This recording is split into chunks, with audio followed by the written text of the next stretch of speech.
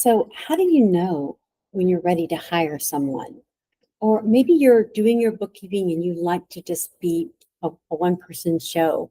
That's fine too. When I started my business, I thought I would just be a one-person show. I was just going to help people with their books, earn a little bit of income on the side, have a flexible schedule. And people kept calling me. And so I kept saying yes. And when you say yes to everything, there comes a point when you can't do it all yourself and you need to hire someone. And who should that first person be when you hire? So there's a couple of ways to look at this. One, look at the complexity of your clients. Do you have some clients that maybe don't have payroll, don't have sales tax? Maybe they're just very easy. They're sort of easygoing as well. And you think, wow, I could probably hire somebody to do those because the file is very organized. The client is very easy. They're not in there messing things up. And it'll be a good training tool for somebody. So you could hire somebody that maybe just has a little bit of bookkeeping background. Maybe they've been an office manager. They've used QuickBooks Online or QuickBooks Desktop. Because if they have desktop experience, they're going to be able to hop into QBO and understand it pretty quickly. They're just not going to know where everything is. But once you show them, they'll love it and come into the new millennium, right? If you have a few clients, you could do that. Maybe there's somebody you know that is a stay-at-home mom, or they are working another job and they just want a little bit of extra income. This would be a great way to start. So you could bring them on, and you're going to ask for make sure you settle on what type of salary. You can decide to do payroll or 1099. Now, it doesn't really matter at this point. There's so many independent bookkeepers who are contractors that it's okay to 1099 your independent bookkeepers.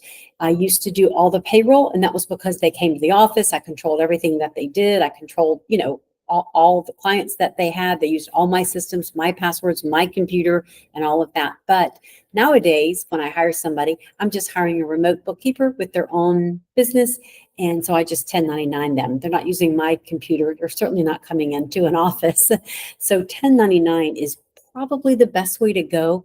If you get more than 3 or 4 employees and you find yourself directing them more and more when they can work, when they should work, things like that, they might fall into the employee category. And if you want to know a little bit more about that, you can just Google 1099 or W-2 differences, and it'll take you to it'll either take you to the IRS website, or maybe somebody has done a summary of that, and you can see the different things that you have to meet, the different qualifications you have to meet in order to do somebody as a 1099.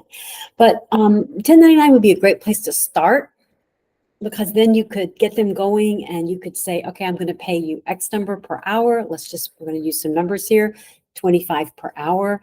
And you're going to charge the client maybe 50 per hour. And so you're going to be able to get the difference there, right? So if you have somebody working 10 hours a week and you're making $250 a week just by having somebody else do that, and you don't have to do that work. So that would easily be an extra $1,000 a month of income if somebody was working for you 10 hours a week at $25 an hour, and you're billing out approximately $50 an hour. The client doesn't see who is in their books. They just see your name. So like, for instance, I would add Ashley to a client and say, Ashley, can you go reconcile this? The client, if they looked at the audit log, would just see Lynn Talbott Advisors. They would not see Ashley. I would see Ashley if I logged into my audit log. So it is nice. You can have people do things in the background. And that's one really good way to start, is to have them do it in the background. You're still meeting with the client, and you're meeting with the employee maybe once a week, or however often you feel like you need to get called up. That first couple weeks, though, you should have them on a call with you whenever you're doing anything in the books. They can watch and learn is the first way to do it. They watch you, and then you watch them, and then they do it on their own. That's kind of the standard way you're going to do it. So maybe you're reconciling some accounts. You do the first one, you hand it over to them and ask them to pull up on their screen, share the screen, and then reconcile from there.